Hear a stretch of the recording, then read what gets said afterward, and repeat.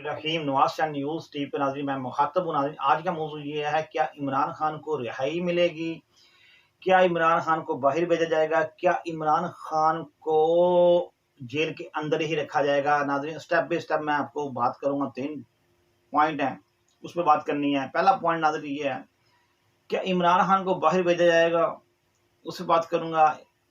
नाज़रीन इमरान खान साहब को बाहर नहीं भेजा जा सकता, ना भेजा जाएगा। क्यों?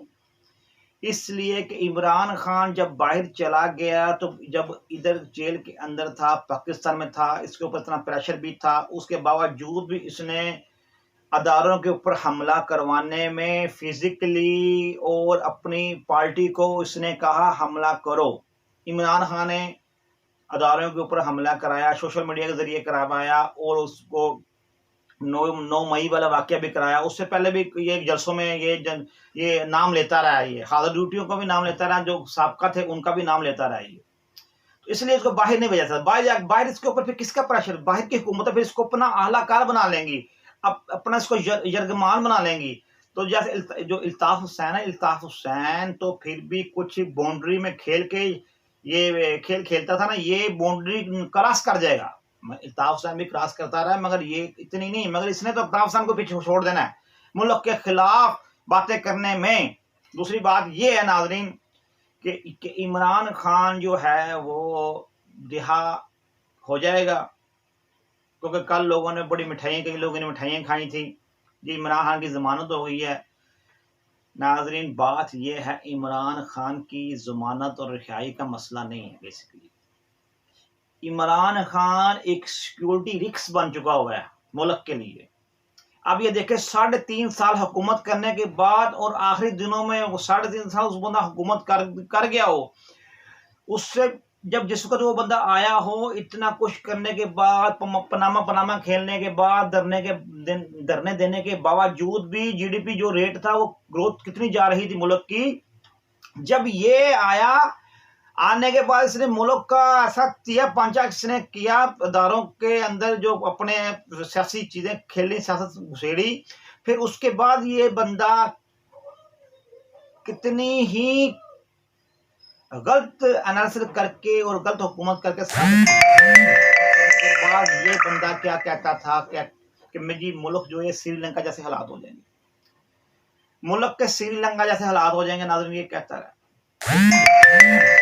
हुकूमत करने के बाद ये बंदा कहता है कि मुल्क जो है ना श्रीलंका जैसे हालात हो जाएंगे अगर इसको अवाम, उस वक्त जो आलू प्याज का जो रेट बढ़ा था, टमाटरों का रेट बढ़ा था, इसको आखिरी दिनों जब इसके जो हुकूमत के जब आखिरी दिन चल रहे थे, कुछ चंद दिन रह गए, तो ये बंदा कह रहा था कि मैं आलू प्याज का क्या रेट तय करने के लिए मैं नहीं आया। जब ये आया था उसको बिजली का यूनिट क्या था, जब ये गया, अभी तक ये मलबा 1.5 साल। मेरी बात सुने, शहबाज शरीफ वालों ने ये हुकूमत, क्या ना पीडीएम ने जो हुकूमत की है, मुझे ये बताएं कि क्या उन्होंने इलेक्शन लड़ना नहीं था?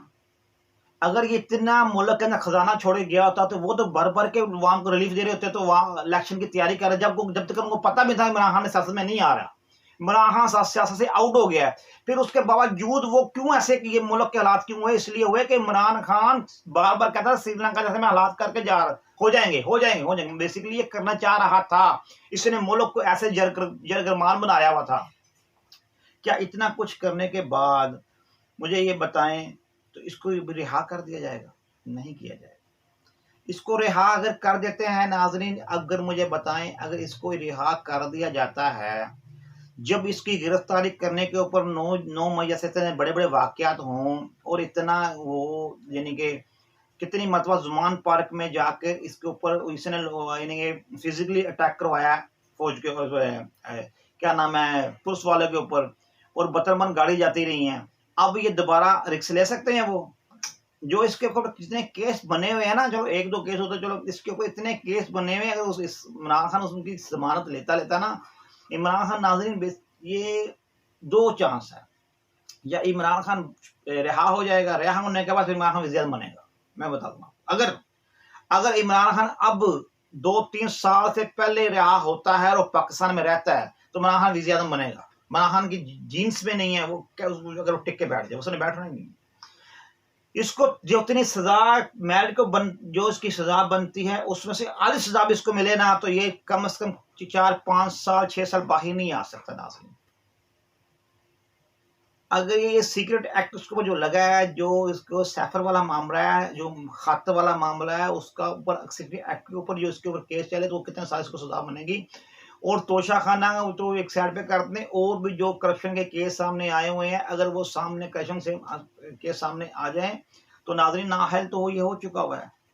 तो ये इसको लगता नहीं कि मुझे कि ये इतनी जल्दी ये बाहर आ सकता है, ना ही इसको आने देंगे वो। आप इसके लिए मिठाइयाँ खा लें, चाहे मिठाइयाँ ना खाएं, जो इसको पीटीआई के हामी हैं वो मिठाइयाँ खा लें, तो वो मिठाई खाने में हर्ज नहीं है, खाते तो खाएं, अपना शुगर अपनी हाई खुद कराएंगे। तो मगर नाज़रीन बात ये है कि ये नहीं बाहर आ पाएगा।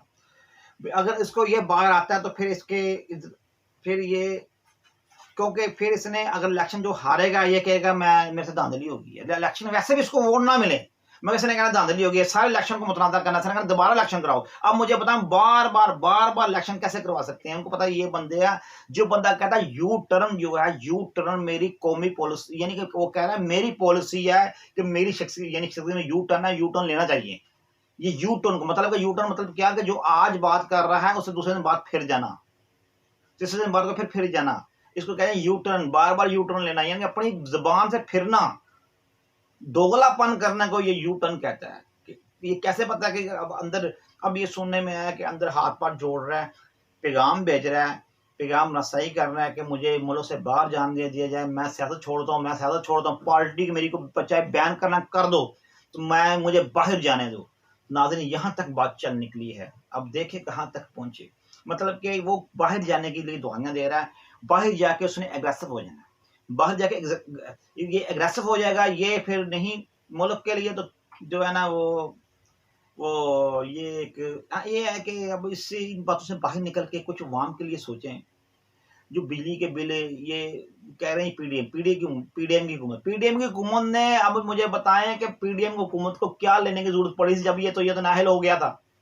तो फिर अगर वो पीडीएम हुकूमत के पास अगर रैश होते, सहूलतें होती, तो वो अवाम को रिलीफ दे देती, उनके पास कहते हैं उनके पास नहीं थी।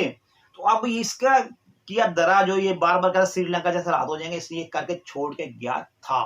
तो इसलिए ये हालात, ये बार बार ये बात कर रहा था श्रीलंका जैसे हालात हो जाएंगे, श्रीलंका, ये बार बार क्यों कह रहा था? कि इसने पूरा वो माइंस बिछाए हुए थे, वो मईशत के ऊपर माइंस बिछाए हुए थे इसने। वो फिर भी शुक्र अदा करें कि ये मुल्क सरवाइव कर गया, वो कर रहा है।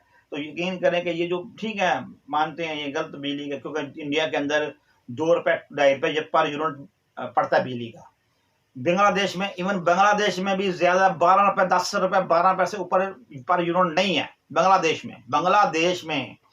तो अब मुझे ये बताएं कि पाकिस्तान में 55 रुपए तकरीबन यूनिट पड़ रहा है, तो फिर मुझे ये बताएं कि फिर उसके बाद पाकिस्तान सर्वाइव, ये सारा इतना कुछ करने के बाद यहाँ तक ये इमरान खान की पॉलिसियों ने मुल्क को वहां तक लेके गया यानी 55 रुपए तकरीबन यूनिट। तो ये मुल्क की इसके इमरान खान, जब नवाज शरीफ नून लीग की हुकूमत गई थी उस वक्त 2018 में, उस वक्त आप पुरानी लिस्ट निकाल कर देख लें, अब उस वक्त क्या यूनिट था, उस वक्त घी की क्या कीमत थी, उस वक्त चीनी, उसका जीडीपी क्या रेट था, मुल्क की ग्रोथ कैसे जा रही थी। अब जो इमरान खान जिस समय निकला है उसके बाद देख लो क्या ग्रोथ गई है। इमरान खान 3.5 साल में क्या किया? कहते हैं जी उधर जी ये हुआ वो हुआ जी, मैं बताऊं आपको, कोरोना के फंड इतने मिले थे, इतना कोरोना का फंड इकट्ठा हुआ, मैं आपको क्या बताऊं। अगर वो अवाम के लिए रिलीफ हो जाता है ना, अवाम 2 साल कोई काम भी ना, ये 2 साल लोग कोई काम ना करते कारोबार, तो बैठे खा सकते थे, इतना पैसा इकट्ठा हुआ था।